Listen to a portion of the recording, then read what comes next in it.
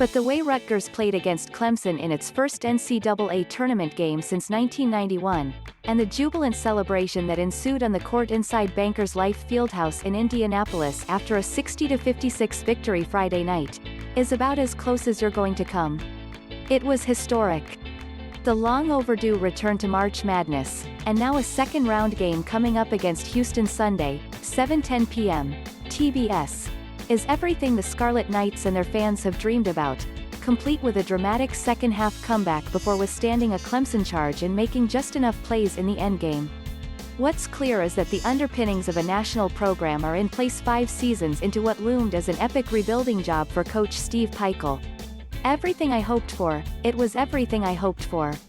Everything these guys hoped for, said senior playmaker Geo Baker. I always knew this night was going to happen. It's been the goal since we got here and we just knew it was going to happen. I just feel like we always had that mindset. Now Rutgers appears to be on the precipice of the most productive period in its basketball history, stationed in arguably the best league in the land, with this week's national exposure sure to raise its profile on the recruiting landscape. More. Rutgers vs. Houston NCAA Tournament Scouting Report and Prediction-Related. Geo Baker, teammates have lived in isolation for months. It's been brutal. While the record will show this is their first appearance since 1991, we all know this is 2 in a row, having earned their way in last year before the pandemic dashed everyone's dreams. The last time they made it back-to-back seasons was 1975 and 1976, with the later the iconic Final Four team. They made it 3 times in 5 seasons back in the late 1970s, and haven't come close to that level since. So it was only fitting that they returned to Bankers Life, where the Big Ten tournament was cancelled just before they took the court a year ago. A wave of momentum, excited for Rutgers Nation. Excited to get to live another 40 minutes, excited for the next challenge, Pikiell said. I know they weren't happy and satisfied just being here.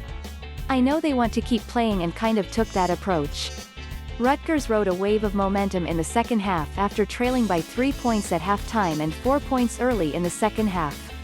Caleb McConnell, who finished with 13 points and 10 rebounds, hit a jumper that was followed up in quick succession by a Jacob Young three-pointer in transitions to give Rutgers a 39-37 lead with 13:11 left.